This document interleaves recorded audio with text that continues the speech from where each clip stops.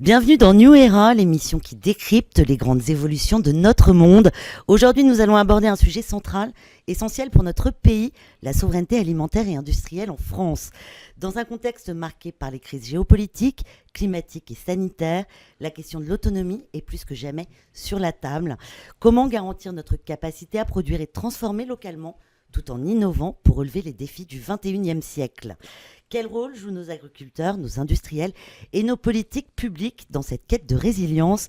Pour en parler, nous avons le plaisir d'accueillir 4 invités exceptionnels, des acteurs majeurs de la souveraineté française.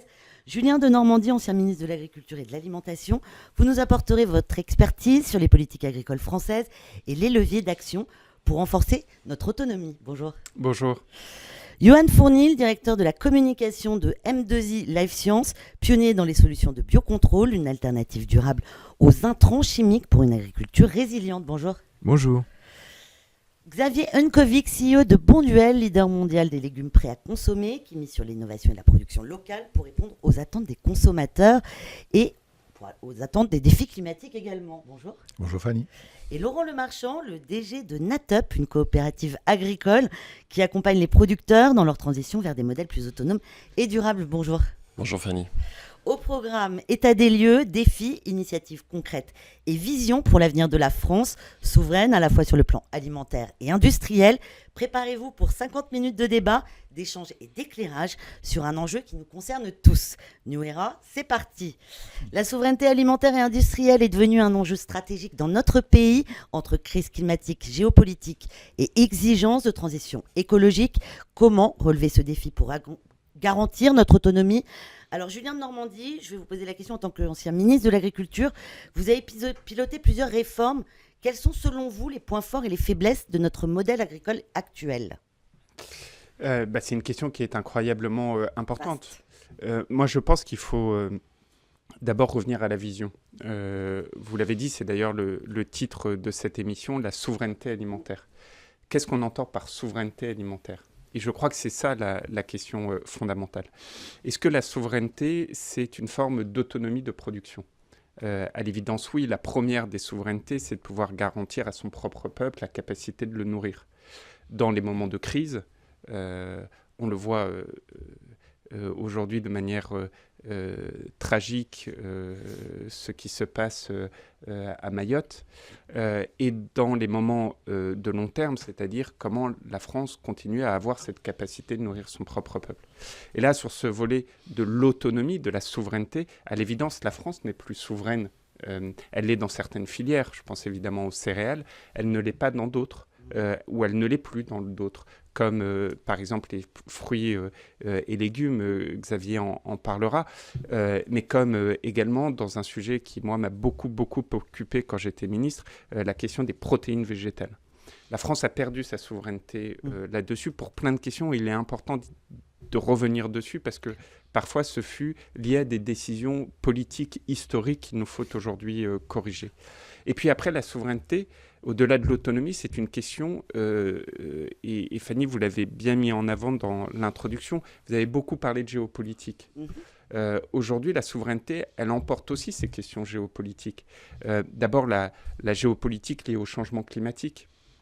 On voit que ce changement climatique vient percuter nos productions. On sait aussi que du fait du changement climatique, entre 8 à 10% des terres arables, c'est-à-dire des terres cultivables, ne le seront plus à l'échelle mondiale d'ici la fin du siècle. Ça va rebattre les cartes. Mais la géopolitique, c'est aussi l'arme alimentaire. Ce que la Russie a fait en Ukraine, c'est aussi de jouer sur l'arme alimentaire. Je vous donne juste un exemple très concret. 4 mois après le début de la guerre russe en Ukraine, le ministre des Affaires étrangères russe, M. Lavrov, était accueilli en Égypte. Pourquoi il était accueilli en Égypte ? Parce que l'Égypte dépend dans ses importations de blé de la Russie, là où jusqu'à présent, c'était des partenariats avec l'Europe et les États-Unis d'Amérique. Ces derniers, d'ailleurs, les États-Unis d'Amérique, dès la fin de la Seconde Guerre mondiale, avaient conceptualiser ce qu'ils appelaient la servitude alimentaire en disant la plus grande des servitudes qu'on puisse créer, c'est celle à l'aliment. Parce que dans la vie, il y a 2 personnes à qui vous parlez gentiment, dont vous dépendez. C'est celui qui constitue votre banquier et celui qui vous nourrit. Voilà. Et ça, la Russie, les États-Unis l'ont bien compris. Et donc cette souveraineté, pour moi, c'est notre autonomie alimentaire dans les filières, comment on regagne. Et le défi est absolument majeur. Il y a plein de leviers, il y a plein de choix politiques, mais aussi le rôle qu'on joue face à ces défis géopolitiques et climatiques. Est-ce que l'Europe, au final, a une mission nourricière ? La France a une mission nourricière à travers le monde. Ça emporte aussi la question de la souveraineté, et c'est un sujet complexe, parce qu'on voit aussi dans le débat public certains qui disent il faut produire pour nous-mêmes et ne pas exporter. Moi, je considère qu'il faut aussi avoir une agriculture qui exporte, du fait, précisément, de ces raisons-là, au-delà de la création de valeur qui existe. Donc voilà, pour moi, il faut d'abord poser les bases. Quelle est la vision ? Regagner en autonomie, jouer contre toutes ces luttes géopolitiques pour fixer le cap de cette souveraineté. Ensuite, les outils pour y arriver sont essentiels, mais quand vous avez la vision, c'est plus simple de définir des outils. Évidemment. Xavier Hankovic, Bonduelle est un acteur mondial avec une forte empreinte française. Quelle est la place de la France dans votre chaîne de production et comment gérer la concurrence avec les pays à bas coût ? Super question. Alors, il y a beaucoup de questions dans une seule question. Et oui, il y a beaucoup de questions dans une seule question. Alors, nous, on a beaucoup de chance parce que notre business model fait que nos unités de fabrication sont au cœur de nos champs, au milieu de nos champs. Donc en France. Puisqu'on a un objectif d'apporter des légumes et des légumineuses de qualité, et donc très fraîches, entre le moment où on récolte nos légumes et le moment où on les met dans un contenant qui va les préserver, on a entre 2 et 4 heures. Donc, il faut absolument qu'on soit au cœur. On peut dire un circuit court. Très court, effectivement, circuit court. Et ça, c'est la nature même de ce que l'on fait. Et donc, ça nous force, à raison, à être en France, essentiellement. Et nous produisons là où nous vendons. Donc, on a cette chance extraordinaire en termes de... depuis 171 ans, on fait quasiment la même chose. Julien de Normandie nous disait tout à l'heure, on parlait des fruits et légumes, en disant qu'en France, par exemple, 50% des fruits consommés et des légumes consommés en France sont importés. Alors, c'est une source du ministère de l'Agriculture 2022. Oui, alors, quand on parle de légumes, et je crois que Julien parlait de légumineuses aussi, également. Alors, il faut savoir que la filière légumineuse n'existe pas en France. On a la chance de la travailler avec la coopérative Euralis, mais on est les premiers avec Euralis à vraiment développer cette filière parce qu'elle est essentielle, elle est très importante. On parle de source de protéines, même s'il y a un peu de protéines dans les petits pois, c'est pas la majorité des légumineuses. Et donc, cette capacité à apporter de la transparence aussi. Moi, j'aime beaucoup la souveraineté et la transparence.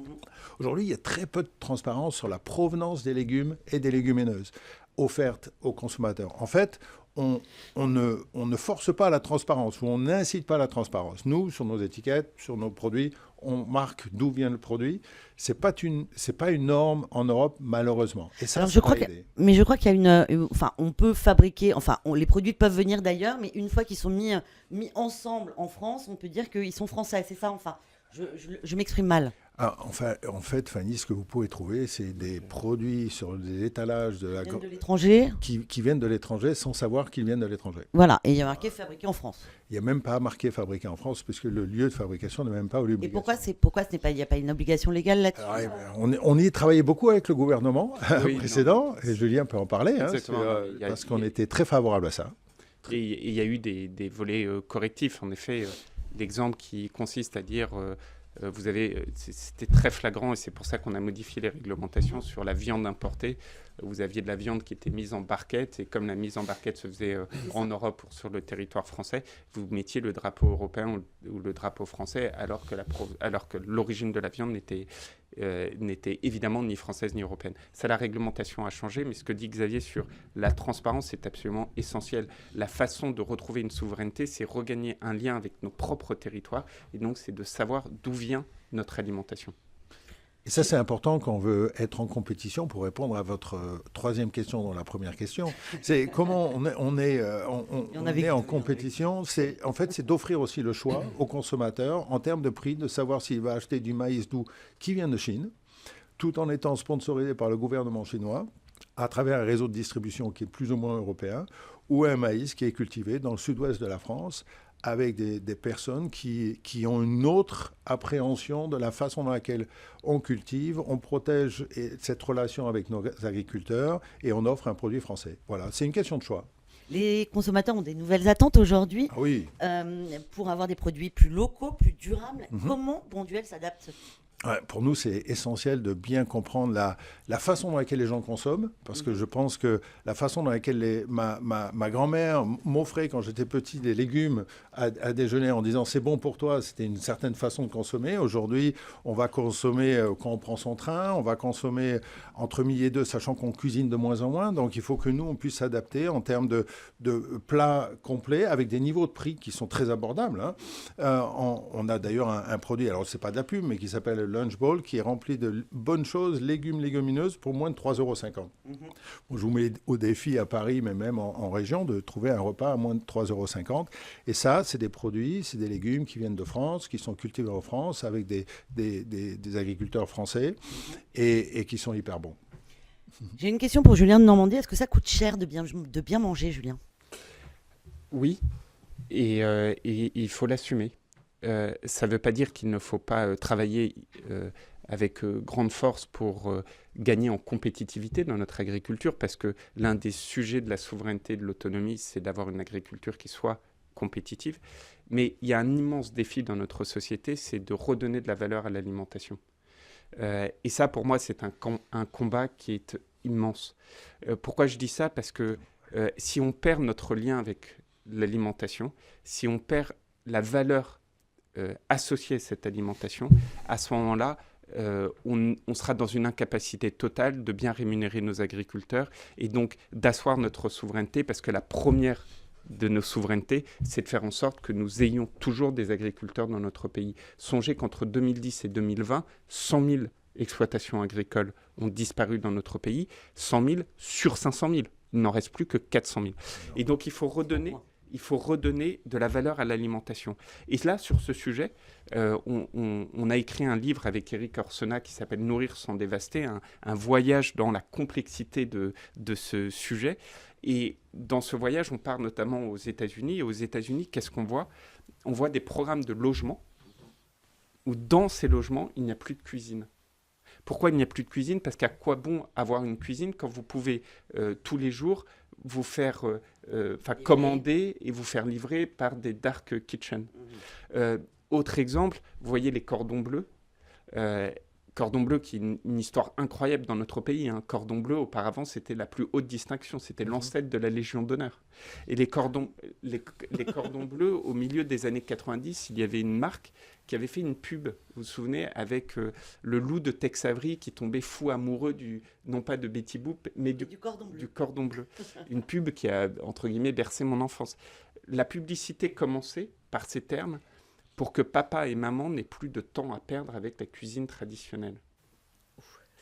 Et ce que je veux dire par là, c'est que notre rapport à l'alimentation, si on n'arrive pas par l'école, par la santé, le premier des médicaments est notre alimentation, disait Hippocrate. 371 ans avant Jésus-Christ. Exactement. Et donc, si on n'arrive pas à retrouver ce lien avec l'alimentation, qu'est-ce qui se passe ? À la fin, on se dit, un poulet brésilien bourré aux antibiotiques de croissance, c'est pareil qu'un poulet français. Non, c'est pas pareil. Un fruit de saison, c'est pareil qu'un fruit qui n'est pas de saison. En fait, non. La valeur nutritive d'un fruit, d'un légume, c'est lié, c'est associé à la saison. La valeur d'une exploitation qui est faite... Oui, puis ça joue sur l'écologie aussi. C'était mon dernier point. La valeur d'une exploitation qui est fondée sur, par exemple, des solutions proposées par M2I ou autres, ça n'a pas la même valeur environnementale. Et donc, comment on redonne cette valeur à l'alimentation ? Et cette valeur, elle a forcément, à la fin, un prix. Donc, il ne faut pas faire croire, ce serait trop facile, presque du populisme, de dire à tout le monde, vous inquiétez pas, le prix de l'alimentation ne va faire que baisser. On ne peut pas d'un côté baisser ses prix et de l'autre côté demander toujours plus en valeur nutritive, environnementale à notre alimentation. Et donc, il faut qu'on remette les choses droites là-dessus, d'avoir le courage et en même temps d'avoir des politiques sociales. Je terminerai par ça, parce que si on doit accepter que l'alimentation a un coût, une valeur, il faut en parallèle avoir des politiques sociales pour accompagner les plus fragiles d'entre nous et leur donner accès à cette alimentation. Tout à fait, on va parler tout de suite avec Johan Fournil. M2I, vous travaillez sur des alternatives durables aux pesticides avec le biocontrôle. Quel rôle joue l'innovation dans la souveraineté alimentaire pour vous ? Un rôle clé, je pense que Julien et Xavier l'ont bien dit, la première des souverainetés alimentaires, c'est d'avoir une filière agricole stable, solide et pérenne. Tout à fait. Et donc ça passe par deux choses, avoir un revenu agricole satisfaisant pour les producteurs de denrées alimentaires, mais également leur apporter des solutions nouvelles pour faire face aux défis environnementaux, sociétaux et aux attentes des consommateurs. L'alimentation comme première base de la santé, on vient de le dire, c'est évident. À ça s'ajoute une demande des consommateurs français et européens pour une agriculture et des denrées alimentaires sans résidus. Et donc ça passe par des produits qui vont venir aider les producteurs à avoir, peut-être pas à coût égal, parce que vous l'avez dit, la qualité a un prix, mais en tout cas à prix contenu, à prix raisonné, des solutions sans résidus et efficaces. Le biocontrôle, c'est pas une vue de l'esprit, c'est pas une martingale d'illuminés, c'est des vraies solutions techniques, très riches en innovation, avec beaucoup de contenu scientifique qui vont permettre aux agriculteurs, en réduisant en simplifiant, on va dire, leur adoption, c'est-à-dire leur permettre d'accéder à ces nouvelles techniques d'agriculture de précision sans pour autant changer radicalement leurs habitudes. Mais c'est également garantir une différence de prix qui soit raisonnable et qui soit visible pour le producteur comme le consommateur. Si un producteur va produire des aliments biologiques ou raisonnés sans résidus, il faut que, quand il le vende à un consommateur ou à un distributeur transformateur, il faut qu'il s'y retrouve. Et la France est armée pour cela. M2I, donc on fabrique en 2 mots des phéromones. Donc ce sont des solutions biologiques de protection des cultures et des plantes contre les nuisibles. Il s'agit des odeurs qui sont émises par les insectes. Donc c'est une démarche biomimétique. Pas que par les insectes, les par êtres humains aussi. Alors, les animaux aussi. Et donc, ce sont ces odeurs que nous reproduisons et que nous utilisons pour leurrer les insectes nuisibles et limiter leur prolifération. Donc, c'est des solutions qui existent, avec une filière française de l'innovation qui est robuste, qui est très active, qui est dynamique. Et donc, effectivement, le rôle de l'innovation et du biocontrôle est clé pour servir les agriculteurs et les transformateurs. Et je vais peut-être conclure sur une note positive, c'est que le biocontrôle français est très dynamique. On a une agriculture forte, même si elle doit faire face à des challenges importants. Mais la filière du biocontrôle et de l'innovation de biocontrôle, il y a un écosystème extrêmement dynamique, parmi les plus dynamiques au monde. Et donc il y a des raisons d'espérer et des ressources techniques et économique pour que ça soit un vrai challenge gagné. On reviendra sur vos solutions tout à l'heure, Johan. On va parler maintenant un petit peu avec Laurent Lemarchand, le directeur général de Natup, qui est une coopérative profondément ancrée dans les territoires. Quels sont les principaux besoins exprimés par les agriculteurs pour renforcer leur autonomie aujourd'hui ? Alors aujourd'hui, on compte environ 400 000 exploitations agricoles en France chaque année, mais 15 000 fermes disparaissent tous les ans. Ce qui est quand même énorme comme chiffre. Alors en général, c'est les petites exploitations qui sont les plus touchées. Est-ce que vous pouvez nous en dire quelques mots plutôt ? Quand on parle pour répondre un peu à tout ce qui a été dit et à votre question, il y a un enjeu aussi de compétitivité des exploitations agricoles. Et il y a des enjeux aussi sociaux autour de la souveraineté alimentaire. C'est qu'est-ce qu'on veut effectivement offrir aux consommateurs. Déjà, qu'est-ce que le consommateur veut ? Qu'est-ce qu'on veut lui offrir et quel est le modèle social et environnemental qu'on veut associer à tout ça. Quand on parle d'une baisse du nombre d'exploitations agricoles, c'est parce qu'il y a aussi un accroissement de la taille des fermes. Et cet accroissement de la taille des fermes, il faut savoir si on le veut ou si on ne le veut pas. Et vous pensez que c'est une bonne chose ou pas ? Ça dépend des modèles de culture. Pour certains modèles de culture, oui, c'est nécessaire parce que quand on parle d'investir dans de la mécanisation pour aller chercher de la compétitivité, quand on parle d'investir dans des solutions d'agriculture de précision, tout ça a un coût, il faut être capable de l'amortir à l'échelle d'une exploitation. Et aujourd'hui, oui, l'accroissement ou la taille de la ferme est un levier de compétitivité. Le deuxième levier de compétitivité, c'est la capacité des exploitations agricoles à aller chercher de la valeur ajoutée vers l'aval. Et alors, il y a des exploitations qui sont capables de le faire en autonomie, mais ça demande des moyens financiers importants. Ça demande une capacité de l'agriculteur à faire différents métiers. Je produis, je transforme, je vends, je distribue. Et tous les agriculteurs n'ont pas cette capacité-là, avec pas forcément la surface financière pour le faire. Et c'est là où le modèle des coopératives agricoles, qui est un modèle alors c'est pas spécifique à la France, mais en tout cas, il est très ancré en France, où on met en commun pour des exploitations agricoles des moyens pour effectivement transformer, enfin déjà leur fournir tout ce dont ils ont besoin pour produire, ensuite transformer, commercialiser et distribuer avec un modèle intégré du coup, enfin pseudo-intégré, qui permet d'avoir une juste redistribution de la création de valeur pour permettre de rémunérer et les investissements et le temps là où effectivement il est consommé. Donc moi je suis convaincu, je veux une note d'optimisme dans tout ça. On a des leviers encore formidables sur lesquels on peut capitaliser. Il ne faut juste pas opposer les modèles entre des modèles d'exploitation un peu plus grands où en fait on accepte que ça répond à un enjeu pour certaines filières ou pour certains marchés alimentaires. Et il faut qu'on accepte effectivement aussi parfois de mettre un peu de contraintes parce que il y a un peu plus de moyens sur certaines filières ou dans certains types d'exploitation. Et là, effectivement, on peut potentiellement mieux faire. Et c'est tout ça qu'il faut arriver à encadrer. D'accord. Quelles sont les conséquences à long terme de notre dépendance actuelle aux intrants et aux marchés étrangers, d'après vous, Laurent? Alors, là, on a. C'est la question à tous les deux.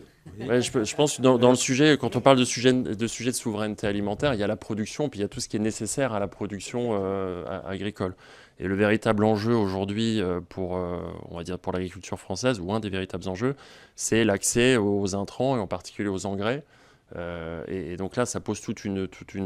Enfin, il y a de la géopolitique derrière que je maîtrise bien moins bien que Julien, même si j'ai travaillé dans les engrais. Il faut accepter effectivement soit de produire différemment avec des sources d'engrais plus verts, mais ça coûte effectivement plus cher, ou il faudrait avoir une grande planification, je pense à l'échelle nationale.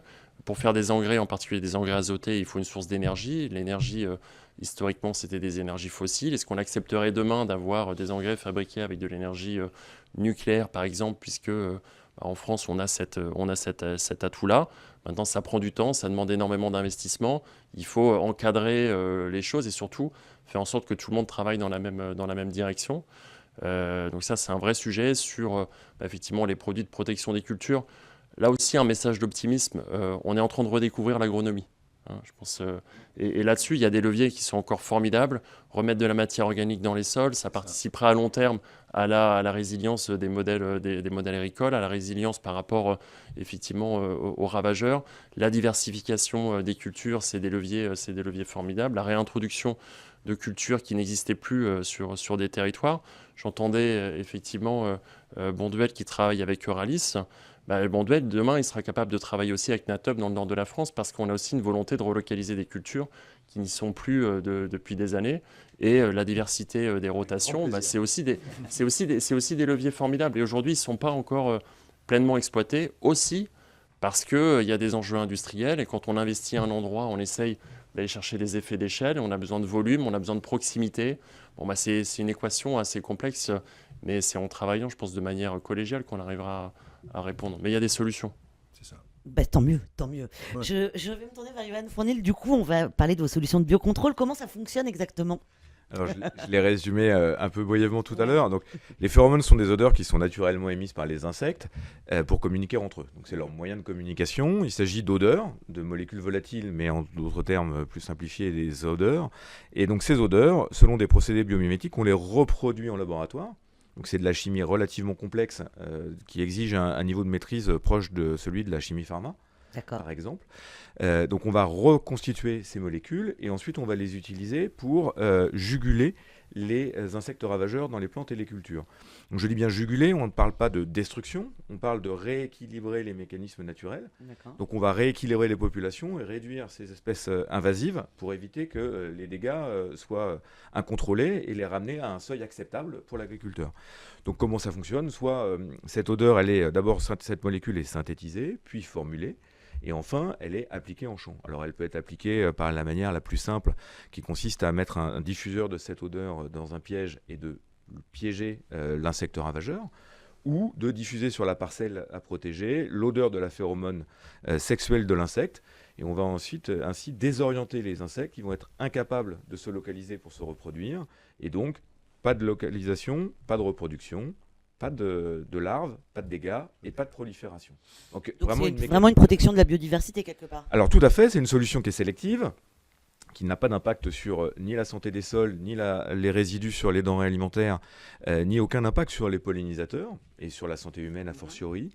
C'est une solution qui représente un grand nombre d'avantages qui, on a parlé d'agriculture de précision, qui en plus est pensée, en tout cas chez M2I, pour être simple à adopter. On parle beaucoup de transition agroécologique. Un des leviers pour cette souveraineté alimentaire dont on parle depuis le début, c'est la transition agroécologique. Comment continuer à produire plus, produire mieux et de produire de manière autonome.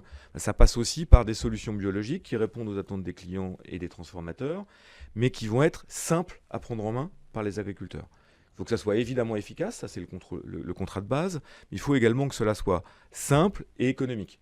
Donc un surcoût peut-être, mais il faut que, in fine, ça soit relativement abordable pour l'agriculteur. Donc, quel retour vous avez justement sur le terrain en termes de rendement et d'efficacité ? Alors en termes d'efficacité, c'est le contrat de base. Si vous n'êtes pas efficace, vous n'êtes pas sur le marché. Effectivement. Donc en termes d'efficacité, les solutions que nous proposons sur la vigne ou en verger en France et à travers le monde ont des retours d'efficacité supérieurs à 80 à 90%, c'est-à-dire très largement au-dessus des seuils de dégâts acceptables.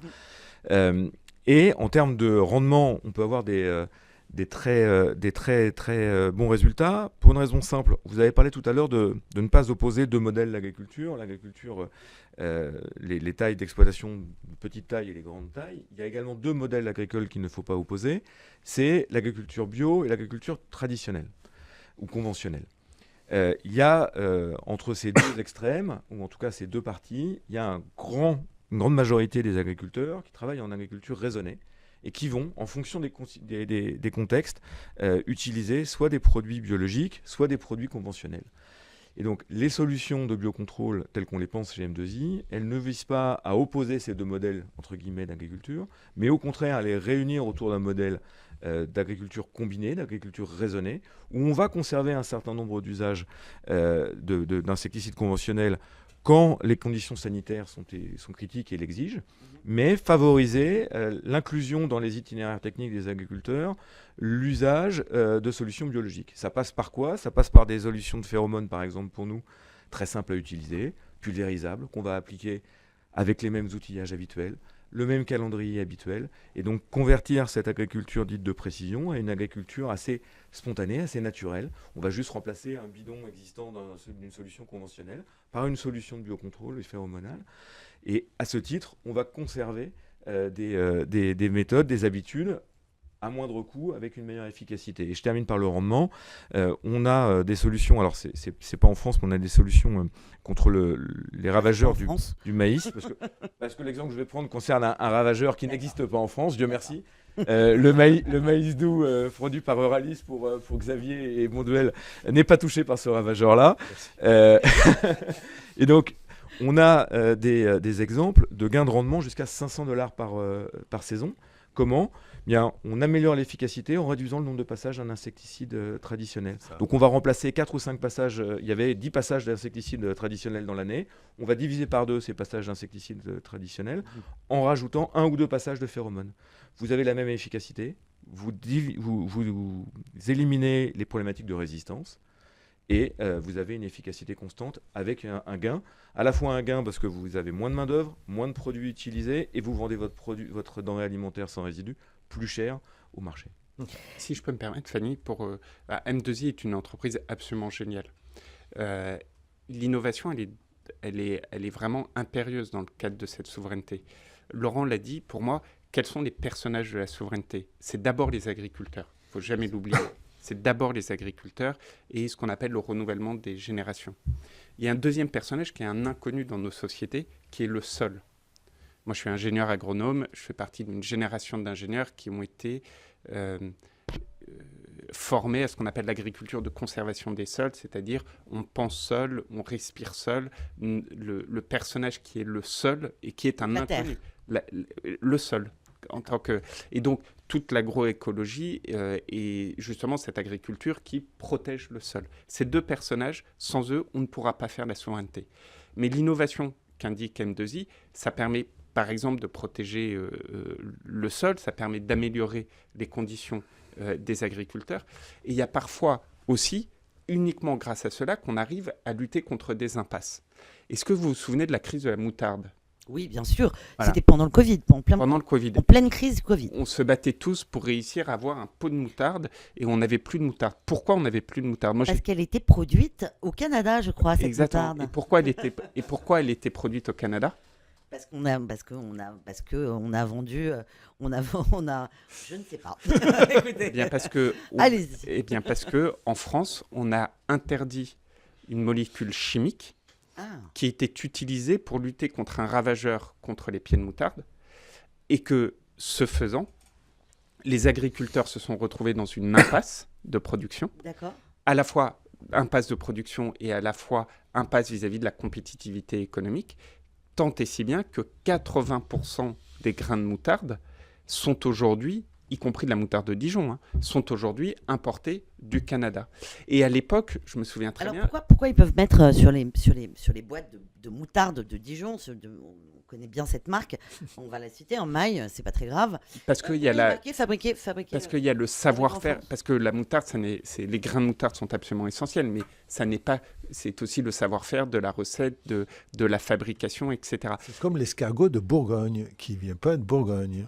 Bah oui, mais c'est un peu mentir aux consommateurs, quelque Mais part. C'est une appellation. Mais ce que je veux dire par là, c'est que cette innovation, elle est absolument nécessaire parce que et c'est d'ailleurs flagrant notre discussion sur cette moutarde, parce que souvent on s'imagine, en fait, on n'a pas de grains de moutarde parce qu'on a volontairement délocalisé ou parce que C'est ce que pensent la plupart des gens. on a vendu des entreprises auraient vendu, etc. Pas du tout. C'est parce que on s'est retrouvé dans une impasse de production et les Canadiens, eux, utilisent à outrance le produit que nous-mêmes avons interdit.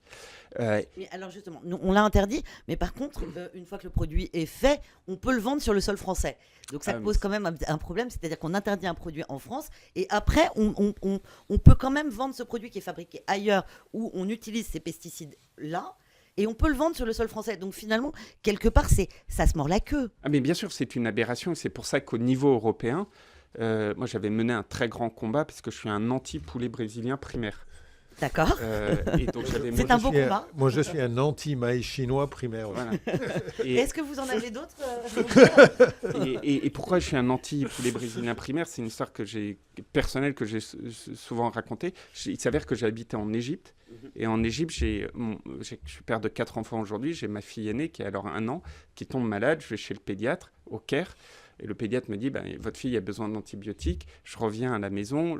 Il y a à ce moment-là des doutes sur les origines des antibiotiques. Bon, bref, au Caire. Et donc, je demande à la nounou de ma fille, où est-ce que je peux trouver cet antibiotique ? Dans quelle pharmacie ?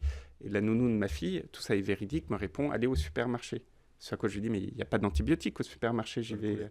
Et elle me dit, mais non, votre fille a besoin de poulet. Et pourquoi ? Parce que c'est du poulet brésilien bourré aux antibiotiques de croissance. Et donc, vous aviez, pour le même prix, protéines et amoxicilline.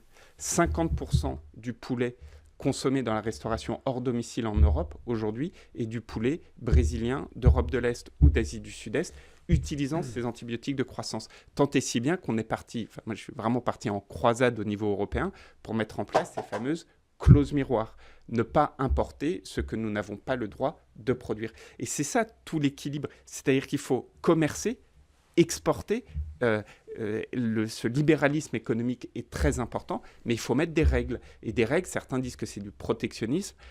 Moi, j'appelle ça du bon sens, de ne pas pouvoir importer ce que nous n'avons pas le droit. Il faut savoir qu'aux États-Unis, l'origine de production est une obligation. En Europe, ce n'est pas le cas. Alors, mais je veux juste être rassurée sur une chose. Si je vais chez mon boucher chercher un poulet, il y a marqué poulet fermier. Ça serait un poulet fermier français aujourd'hui, le principe... Aujourd'hui, pour répondre à Xavier... Exclusivement Non, pour répondre à Xavier... Je ne suis pas un spécialiste du poulet, je suis un spécialiste des légumineuses. Mais pour répondre à Xavier, aujourd'hui, il y a une réglementation qui impose, par exemple, où que vous soyez dans un restaurant, dans la cantine des écoles de vos enfants, il y a une réglementation qui impose d'indiquer l'origine. Elle n'est pas toujours respectée, c'est souvent le problème. Des lois, des réglementations existent et elles ne sont pas toujours respectées ou mises en œuvre. En l'occurrence, sur cette question-là, le décret est passé, c'est moi qui l'ai signé, et force est de constater qu'aujourd'hui, peu sont ceux à le respecter, et donc il faut que les pouvoirs de contrôle agissent. Sur les étals de la viande à la découpe ou les morceaux de blanc de poulet ou les poulets que vous achetez chez votre boucher ou même dans les supermarchés, la plupart du temps, eux, sont de production européenne. Le problème, c'est dans tous les produits transformés ou dans la restauration hors domicile. Et c'est là où l'origine est absolument importante. Ce qui est vrai dans le poulet est tout à fait vrai dans les légumes que Xavier mentionnait. Très bien. On va rester là-dessus. On va parler un peu de Natop maintenant. Natop mise sur une transition agroécologique et les circuits courts. Quelles innovations et nouveaux modèles économiques observez-vous aujourd'hui pour renforcer la résilience des agriculteurs ? Pour renforcer la résilience, le circuit court, c'est aussi une solution. Alors, ça permet effectivement de réduire l'ensemble des coûts sur l'aval de la chaîne de valeur. Maintenant, effectivement, l'expérience historique des circuits courts, en tout cas dans la tête du consommateur, qui dit circuit court dit que c'est plus cher parce que effectivement, est-ce que ça c'est vient faux ? Ouais, dans certains cas, c'est faux. Ça dépend des modèles de production agricole, ça dépend des modèles de transformation industrielle qui sont derrière. Il y a effectivement des effets d'échelle.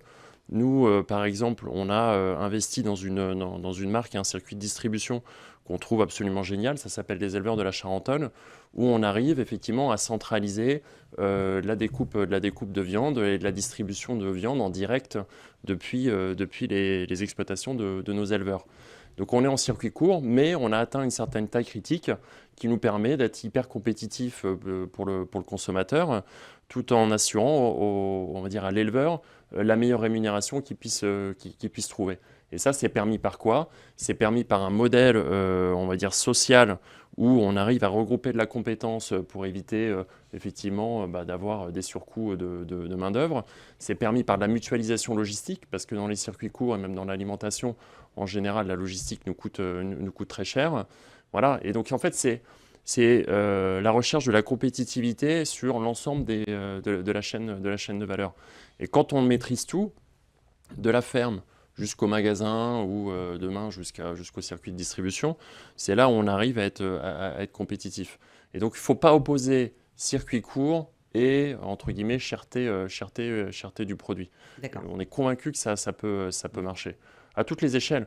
Je prends un autre exemple qui nous tient à cœur, c'est on essaye de réinvestir dans des outils industriels pour transformer localement des productions agricoles. Alors Bonduelle est un bon exemple. Historiquement, ils ont des usines au cœur de bassins de production. Une des filières importantes sur lesquelles nous, on est présents et qui aujourd'hui fonctionne plutôt bien parce qu'il y a de la demande, c'est la pomme de terre. On voit des méga investissements aux frontières de la France pour faire des frites surgelées avec un objectif de les exporter vers l'Asie. Et la France, aujourd'hui, sur pas mal de marchés, effectivement, on exporte nos pommes de terre, on les fait transformer en dehors de nos frontières, on les ramène dans nos assiettes ou dans les assiettes des cantines de nos enfants. Il faut qu'on soit aussi capable, on va dire le secteur agricole et industriel, de réinvestir dans des outils de production au cœur de bassins de production et au cœur de bassins de consommation. On raccourcit les circuits. Alors, je ne sais pas si on peut parler de circuits courts dans ce cas-là, pas forcément, mais si on raccourcit les circuits, si on investit, si on est convaincu qu'il n'y a pas de raison qu'on soit moins bon en France qu'à l'étranger sur des métiers industriels ou sur des métiers de distribution, on saura, entre guillemets, raccourcir les circuits et faire en sorte que ce ne soit pas plus cher. Évidemment, c'est une bonne solution. On va parler de Bonduelle qui investit aussi dans des projets de relocalisation de la production en France. Quels résultats avez-vous obtenus jusqu'à présent et quelles sont les prochaines étapes ? Alors on est ravis des résultats, mais c'est qu'un début. Donc pour nous, ce qui est aussi important, c'est d'arriver à convaincre le consommateur qu'une super source de protéines, c'est aussi végétal à travers les légumineuses. Aujourd'hui, on apporte beaucoup. On parlait d'importation du Canada, d'Amérique du Nord, toutes ces légumineuses. Et on est ravis du partenariat qu'on a su développer avec nos partenaires coopératifs pour faire une production locale, pour amener une différence culinaire aussi autour des légumineuses, parce que là aussi, c'est important. On parle de nourriture quand même. Il faut que ça soit bon. Il faut que ça soit bon pour la santé, mais que ça soit bon pour le palais. Il y a, vous connaissez bien le fameux adage de Bonduelle, quand c'est Bonduelle, c'est hyper important, mais c'est tout bête. Mais aujourd'hui, les légumineuses ont perdu un tout petit peu et les légumes de cette envie. Vous rencontrez des difficultés justement dans le processus ? Aucune. On est très fiers du niveau d'engagement qu'on a avec nos partenaires agriculteurs, avec nos coopératives. Il faut savoir qu'aujourd'hui, on est même impressionné par cet engouement de de durabilité qu'ont nos partenaires agricoles. J'ai été très inspiré d'un jeune agriculteur que j'ai rencontré au tout début de mon mandat chez Bonduelle, il y a à peu près 1 an et 7 mois, qui m'a dit « Vous savez, Xavier, on se doit de réapprendre à devenir des agriculteurs. » Et en fait, on parlait, je crois que c'est toi, Yoann, qui en parlait. C'est un métier qui se transforme parce qu'en fait, on avait pris des habitudes d'utiliser des engrais, des produits chimiques pour résoudre tous les problèmes. Aujourd'hui, il y a une vraie proximité de plus en plus de l'agriculteur vis-à-vis de son sol. Nous, on souhaite que l'agriculture régénératrice devienne une norme pour la durabilité des sols, mais aussi pour la bonne santé des personnes qui vont être au quotidien dans les champs. Il faut savoir qu'il faut prendre soin de la santé de nos agriculteurs comme la santé de nos consommateurs. Donc la durabilité des sols, la régénération des sols, la capacité de ces sols à lutter contre le dérèglement climatique, on n'en vole pas suffisamment. Et puis, n'oublions pas que ces sols, ils ont un rôle essentiel dans la décarbonisation aussi. Donc, ce rôle de capturer du carbone, c'est hyper important. Donc, quelque part, on a un peu le même cheval de bataille. Nous, on a 171 ans d'histoire. Le mandat de la famille, c'est continuons pour 171 ans additionnels. Et on a un peu cette même relation avec nos partenaires agricoles qui sont en relation avec nous depuis 2-3 générations pour continuer cette belle aventure d'un sol en pleine santé, avec de la biodiversité, protégeant les consommateurs et les exploitants eux-mêmes. Vous mettez tout le monde d'accord un peu près sur le plateau, finalement, Xavier. Mais j'ai une question. Oui, parce qu'en fait, je crois qu'en France, on a des vrais talents, aussi bien des coopératives qui rassemblent très très bien les agriculteurs dans un but commun, des entreprises qui vont aider les agriculteurs à faire un meilleur job. Et je pense qu'on a simplement un peu besoin d'une Union européenne un peu plus, quelque part, proche de ces... La PAC ne suffit pas, la politique agricole commune ? Pourquoi vous rigolez? Je vais demander à Julien. Mais je pense qu'on avait avec Julien un très grand allié. Il faut continuer dans ce sens-là.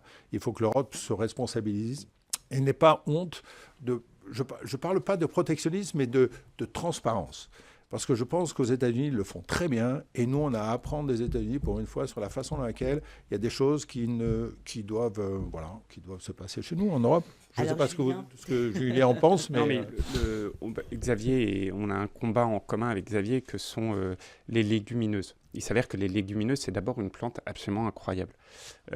Pourquoi c'est une plante incroyable? Parce que c'est des plantes qui captent de l'azote. Ce que disait Laurent tout à l'heure, quand il disait très rapidement que le sujet de la matière organique était un sujet absolument essentiel, la matière organique, ça va être un sujet crucial de souveraineté. Et il parlait de cultures intermédiaires ou autres cultures qui pouvaient être mises en place dans les assolements, c'est-à-dire la façon que les agriculteurs ont de gérer leur plan de culture. Et c'est vrai que les légumineuses ont cet atout d'apporter de l'azote qu'elles fixent et donc de nourrir les cultures suivantes. Mais ces légumineuses, aujourd'hui, la réalité, c'est qu'elles sont incroyablement bonnes pour notre santé et qu'on n'en mange pas suffisamment assez. Je prends un exemple, c'est les lentilles. Il faut donner des lentilles à nos enfants. Voilà. C'est merveilleux, les lentilles. C'est merveilleux. Et puis, il y a un deuxième volet, c'est qu'il y a aussi des protéines protéines végétales, sur lesquelles on a créé une totale dépendance, notamment vis-à-vis des États-Unis d'Amérique et plus généralement du continent américain. Cette dépendance, elle a un visage, c'est le fameux soja. Le soja américain ou le soja brésilien, issu de la déforestation, issu de production avec OGM. Des OGM, pourquoi des OGM? Pour qu'on puisse pulvériser depuis le ciel avec des avions des produits chimiques qui viennent tuer toutes les mauvaises plantes, sauf le soja lui-même. Songez qu'aux États-Unis, il y a 4000 avions, au Brésil, il y a plus de 2200 avions, etc., etc. Et pourquoi je dis ça? Parce que cette dépendance, et on est totalement dépendant, elle a été orchestrée. Au sortir de la Seconde Guerre mondiale, on se souvient tous, le fameux plan Marshall, etc., l'Europe a faim, et l'Europe dit on va créer la politique agricole commune. Formidable construction européenne. Les États-Unis d'Amérique, à ce moment-là, disent aux Européens, OK, faites votre truc, créez votre politique agricole commune, à une condition, c'est que vous restez dépendant de nos protéines végétales. Et là, on est à la fin des années 50, début des années 60. En 1992, l'Europe se réveille en disant on ne peut pas être dépendant des protéines américaines, du continent américain, on va développer nos propres protéines. Le lendemain, les États-Unis vont à l'OMC, déposent un dossier, ça s'appelle la guerre du soja. Le surlendemain, les Européens prient les États-Unis de bien vouloir les excuser, d'avoir osé les déranger. Quand je suis ministre, ces protéines, c'était d'ailleurs un engagement du président de la République dès 2017, on prend à bras-le-corps le dossier, on fait un plan protéines de 100 millions d'euros à l'échelle nationale et on met le dossier au niveau européen. C'est très technique pour faire ce qu'on appelle des aides couplées protéiques dans le cadre de la politique agricole commune. Ça a été un parcours du combattant. On a eu gain de cause, on a ouvert la boîte de Pandore. Un tel parcours du combattant que la France agricole, journal de référence, à l'époque avait titré « La France en croisade sur les protéines au niveau européen ». Parce que tout le monde avait en tête cela. Ce que je veux dire par ça, c'est ce que disait Xavier tout à l'heure, c'est que l'Europe, elle doit, aujourd'hui, elle est cocue sur, pardon du terme, mais elle est cocue, elle paye la chambre sur la question des protéines et des légumineuses. Et donc quel rôle peut jouer Elle doit sortir de ça. Donc elle doit sortir de ça. Oui. Mais justement, comment elle peut sortir de ça? Eh ben, en faisant justement deux choses. La première, c'est d'accompagner ces cultures, c'est ce qu'on a ouvert avec ces aides dédiées aux légumineuses et aux protéines, c'est-à-dire relocaliser des cultures, des filières, que ce soit le soja, que ce soit les légumineuses. Et ça, c'est des investissements. Et ça, c'est le premier Il point. faut savoir que ces légumineuses sont très peu consommatrices d'eau. Donc des cultures, on est en train d'ouvrir des cultures dans la région de Toulouse, qui n'étaient pas du tout utilisées. Donc il y a vraiment une possibilité d'enrichir le monde agricole dans son ensemble. Donc ça, c'est le premier pilier. Le deuxième pilier, c'est de se protéger. Laurent est un petit peu pas tout à fait d'accord avec ce que dit Xavier. Je pense qu'il y a la volonté politique, la volonté de tout le monde de produire nos propres légumineuses, elle est là. Il y a encore une fois, et désolé, je prends ma casquette d'agriculteur, il y a une question de compétitivité de ces cultures-là dans les assolements des agriculteurs. Et si on ne fait pas de soja, et si on fait pas assez de lentilles, et si on ne fait pas assez de pois, c'est aussi parce que c'est des cultures qui ne sont pas rémunératrices. Et pourquoi elles ne sont pas rémunératrices ? Parce qu'on n'a pas les moyens de lutte nécessaires contre certains ravageurs du sol ou certains insectes, numéro 1. Et numéro 2, mais le soja, c'est quand même hyper consommateur d'eau. Et en France, la question de l'eau, je ne reviens pas sur l'actualité des dernières années, c'est un vrai sujet. Donc en fait, c'est une question de cohérence globale de ce qu'on veut. Et après, il y a deuxièmement, c'est une question aussi après de mode de consommation. On n'a pas beaucoup parlé du consommateur. Aujourd'hui, le consommateur, il préfère encore un steak que de la lentille. Et donc, c'est de l'éducation. Ça a changé déjà, ça a un petit peu changé. On mange de moins de viande. Bah, c'est faux. La consommation de viande rouge, elle diminue si peu que pas. Et la consommation de poulet ou de viande blanche, elle est en train d'exploser. Elle explose. Ça diminue un peu, mais la réalité, comme dit Laurent, c'est que... ce que dit Laurent est tout à fait vrai, mais moi je pense on ne peut pas se limiter à ça, c'est-à-dire on peut pas se dire simplement, comme on n'est pas compétitif, on va continuer à importer. Oui, sinon on ferait il faut investir. Non, mais je dis pas ça, je dis juste qu'il faudra avoir une politique agricole et nationale qui soit hyper cohérente. Il y a des et justement, comment elle pourrait être cohérente et qu'est-ce qu'il faudrait mettre en place, Laurent, d'après vous? Alors, j'ai pas fait de politique et j'en ferai pas, mais quand on parle de la PAC aujourd'hui, elle est assez homogène, quelles que soient les cultures. Je pense qu'on pourrait être un peu plus incitatif sur les cultures qu'on veut promouvoir. Il ne faut pas de surtransposition sur, en particulier, ces filières comme les légumineuses. Les légumineuses, elles sont formidables pour la santé humaine, pour la santé des sols. C'est un magnifique moyen de décarbonation, en tout cas de réduction des émissions de gaz à effet de serre de l'agriculture. C'est des très bons précédents pour les cultures suivantes. Donc ça permet en plus d'augmenter la productivité qui suit. C'est des cultures de printemps, ça permet de casser les cycles des cultures d'hiver et donc de réduire la dépendance aux produits phytosanitaires. Donc en fait, c'est tout ça qu'il faut qu'on arrive à mettre en avant. Les coopératives agricoles ont un rôle à jouer pour faire de la pédagogie auprès des agriculteurs. Quand on parle de formation dans les écoles d'ingénieurs ou dans les écoles agricoles, il faut qu'on soit capable de réexpliquer ça. Il faut faire de la pédagogie auprès du consommateur sur tous les bénéfices de ces cultures-là. Et moi, je pense qu'on va y arriver. Au cours des 5 dernières années, on a relocalisé la lentille aussi en Normandie. On est capable d'en produire. On est plus qu'autosuffisant. On y vient petit à petit. Et il y a la question, ce que vous disiez Laurent, il y a la question du prix à la fin. Faire du soja en France restera plus cher que de faire du soja au Brésil. Et Que donc, d'importer du soja. exactement. Mais donc il y a une question là encore de est-ce que oui ou non on accepte de relocaliser la valeur et de retranscrire cette valeur dans le prix final. C'est une question essentielle. Et ce que disait Laurent sur le rôle du consommateur, au-delà de la responsabilité des politiques, est évidemment important. Il nous reste 6 minutes d'émission. Je vais passer à vous, Johan. Vous êtes un acteur clé quand même dans l'innovation agricole avec M2I. Quels partenariats publics ou privés sont essentiels pour accélérer la transition, faire des solutions durables d'après vous? Alors, je pense que je vais faire comme Laurent, je vais être optimiste. Il faut. Je pense que... C'est principal. Alors, je crois que déjà, il y a un momentum, il y a une dynamique, et on le voit sur ce plateau, avec un consensus sur la nécessité d'aider la filière agricole française avec des produits innovants et des produits bénéfiques pour la protection de l'environnement et la protection des cultures, unis dans un seul objectif. Les politiques privées et publiques, je pense que d'abord il y a les politiques publiques. Les politiques publiques, il y a ce qui a été évoqué par Julien tout à l'heure sur les clauses miroirs. Je pense que si on est capable, une économie mondialisée évidemment, M2I exporte 70% de notre activité en dehors de nos frontières françaises. Néanmoins, il faut que les règles soient les mêmes pour tous et pour les agriculteurs en premier chef. C'est plus simple lorsque les agriculteurs ont les mêmes armes et les mêmes solutions et les mêmes outils que leurs concurrents étrangers. La politique publique d'aide à l'innovation et d'incitation au biocontrôle, elle existe. Elle a été d'ailleurs, Julien l'a portée quand il était ministre de l'Agriculture. C'est une nécessité. Il existe de nombreux guichets d'aide publique qui viennent inciter à la fois l'écosystème des acteurs de l'innovation du biocontrôle, et puis elle aide également les agriculteurs à favoriser cette adoption. Les aides privées, c'est des synergies entre les coopérateurs, les transformateurs de la filière et des acteurs comme nous, qui sommes des concepteurs et des metteurs au marché de produits de traitement des cultures innovants.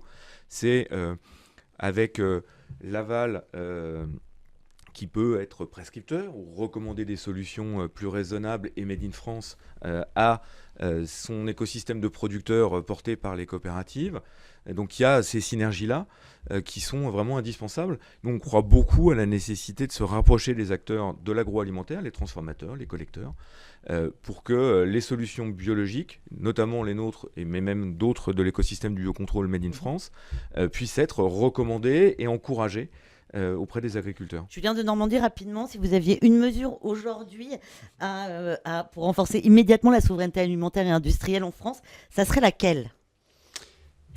Rapidement. Oui, ce serait celle dédiée aux jeunes agriculteurs. Moi, je pense que le principal défi, c'est qu'on ne fera jamais d'agriculture sans agriculteurs, et comment on arrive à convaincre les jeunes agriculteurs de se lancer. C'est la question de leur rémunération, premièrement. Tous les sujets dont on a beaucoup parlé ces derniers temps, comme les lois Egalim, etc., leur préserver leur rémunération. Et le deuxième volet, et on l'a dit, on le voit entre Laurent et Johan, c'est toute cette formidable dynamique liée à l'innovation, parce qu'on a envie aussi de se lancer dans l'agriculture, qui est un monde incroyablement innovant, contrairement à ce qu'on pense. C'est l'innovation sur le numérique, la robotique, la génétique, le biocontrôle, que moi j'avais qualifié de troisième révolution agricole. Et je crois que ce volet-là, c'est-à-dire tourner vers les jeunes agriculteurs, est à mes yeux le plus important. Xavier Nkovic, un mot sur le rôle des entreprises dans la souveraineté alimentaire aujourd'hui. Rapide. Je pense qu'il est essentiel au niveau de la transparence. Très bien. Alors Johan Fournil, un mot sur l'innovation agricole de demain. Qu'est-ce qu'il va falloir faire? Je crois qu'il va falloir, comme je disais tout à l'heure, plein de choses. Okay, plein de choses. Je crois qu'il va falloir utiliser une boîte à outils de produits de traitement et de protection des cultures qui conservera probablement des solutions conventionnelles pour les cas extrêmes, mais qui va adopter et utiliser massivement des solutions de biocontrôle. Et faire ensemble. Faire ensemble. Et faire de sans résidus. Je pense que... Sans résidus. Évidemment. Laurent Lemarchand, un mot sur les coopératives du futur, de demain et le terrain, parce que c'est quand même vous qui êtes le plus proche du terrain. Moi, j'ai coutume de dire que les coopératives, c'est un modèle vintage d'après-guerre, mais qui n'a jamais été aussi moderne, puisqu'on redistribue vraiment toute la valeur aux agriculteurs, que ce soit sur le court terme à travers les redistributions ou sur le long terme à travers des réinvestissements. Et les coopératives ont un rôle essentiel dans l'agriculture de demain. Merci à tous d'être venus sur le plateau Merci à vous. de New Merci, Era. Stéphanie. C'était un plaisir de vous avoir. Une chose est Merci. sûre, relever le défi de la souveraineté alimentaire et industrielle ne dépend pas seulement des politiques ou des innovations. Nous avons tous un rôle à jouer en tant que citoyens, entreprises et acteurs publics. Merci à nos invités, merci à vous de nous suivre dans ce New Era. À très bientôt pour un nouvel épisode où nous décrypterons ensemble les grandes évolutions de notre monde. Au revoir.